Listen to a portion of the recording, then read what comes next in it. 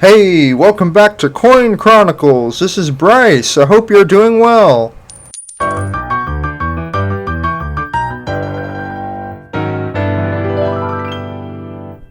Today we will take a look at the history of the year 1957, and we will look at some coins from the year. This will include one Franklin half-dollar, one Washington quarter, one Roosevelt dime, and one Lincoln wheat cent. We will look at each coin and the important details such as mintage, grading, and inflationary value or purchasing power of the time. First, we will cover the history of the year 1957. In the year 1957, Dwight D. Eisenhower and Richard Nixon are inaugurated for a second term as President and Vice President. The first nuclear-powered submarine, the USS Nautilus, logs its 60,000th nautical mile, matching the fictional Nautilus described in Jules Verne's novel, 20,000 Leagues Under the Sea. The Warrenton nursing home fire in Missouri kills 72 people. The 5.7 magnitude San Francisco earthquake causes $1 million in losses, 1 death, and 40 injuries.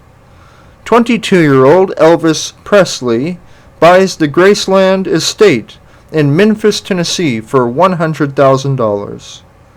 Hurricane Audrey demolishes Cameron, Louisiana, killing 400 people.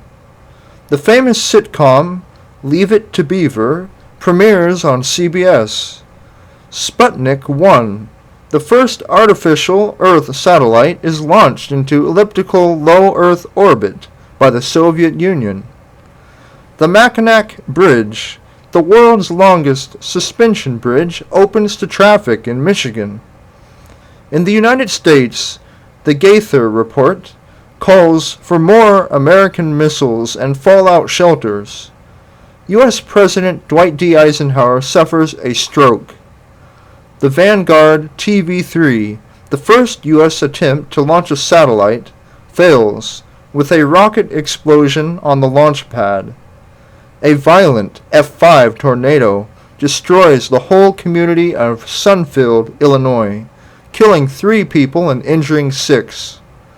The first artificial satellite, Bubble Wrap, the Whopper, Sea Monkeys, Dream Whip, and Sweet and Low are invented, and the songs Jailhouse Rock, All Shook Up, That'll Be the Day, Diana, April Love, Great Balls of Fire, Magic Moments, A White Sport Coat and a Pink Carnation, and At the Hop are recorded and released.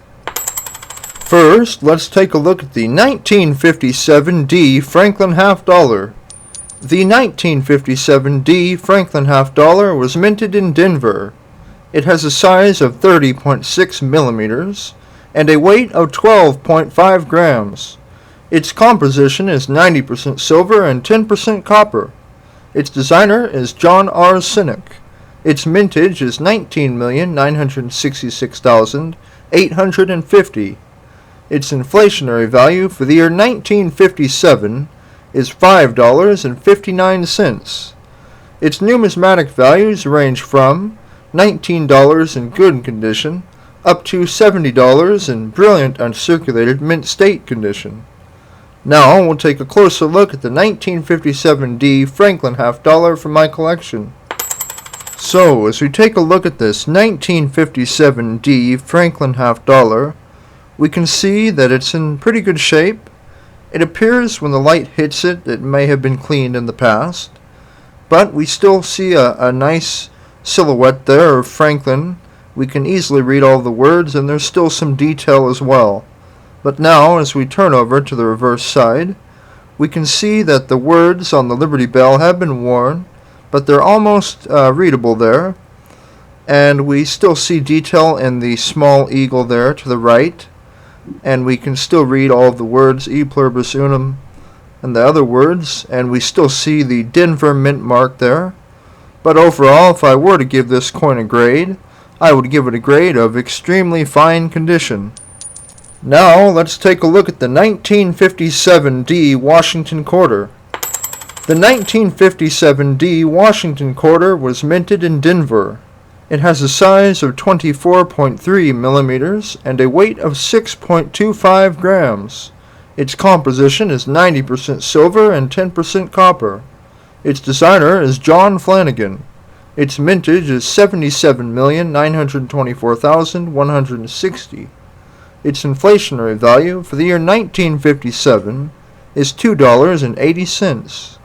Its numismatic values range from $10.32 in good condition up to $30 in brilliant uncirculated mint state condition. Now we'll take a closer look at the 1957 D Washington quarter from my collection. So, as we take a look at this 1957 D Washington quarter, we can see it's in pretty fair shape for its age. We easily can read all of the words here on the obverse side, and we still see some details in the Washington silhouette there. We easily can read the date. There's still a nice luster on this side overall.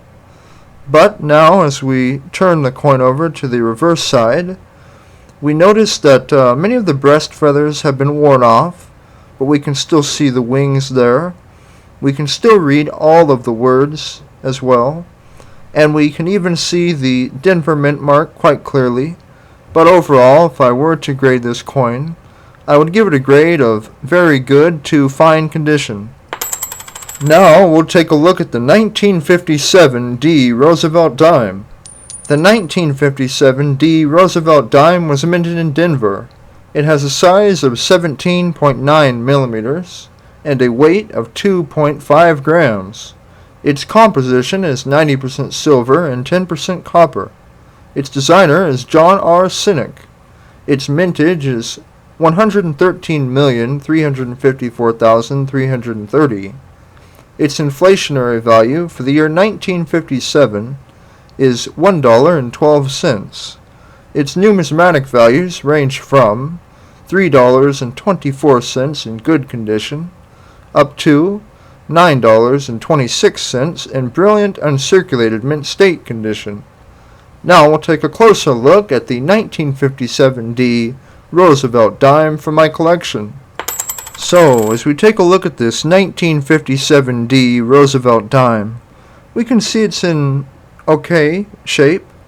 It appears that there may have been a gouge there near the forehead of Roosevelt on the silhouette, and some of the details have faded in with the coin, but we can still read the words.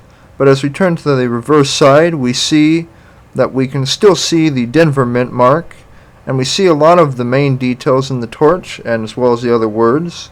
But if I were to grade this coin, I would give it a grade of fine condition. Now let's take a look at the 1957 D Lincoln Wheat Cent. The 1957 D Lincoln Wheat Cent was minted in Denver. It has a size of 19 millimeters and a weight of 3.11 grams. Its composition is 95% copper and 5% tin and zinc. Its designer is Victor D. Brenner. Its mintage is 1,051,342,000. Its inflationary value for the year 1957 is 11 cents. Its numismatic values range from 5 cents in good condition up to $1.16 in brilliant uncirculated mint state condition. Now we'll take a closer look at the 1957 D Lincoln Wheat Cent from my collection. So, as we take a look at this 1957 D Lincoln Wheat Cent, we can see it's in fair shape. There's quite a bit of wear there on the silhouette of Lincoln. We can see that on the face. A lot of the details have been worn off. But we can still see a good silhouette, and we can still read all the words, including the date and the mint mark. But as we turn to the reverse side, we can see that we still read E pluribus unum at the top, and all the other words as well, and we still see the finer details in the wheat along the rim. But overall, if I were to grade this coin, I would give it a grade of very good condition. Hey, I really hope you enjoyed this video and found it to be interesting. For more videos, please like and subscribe. Thank you, keep on collecting, and have a great day.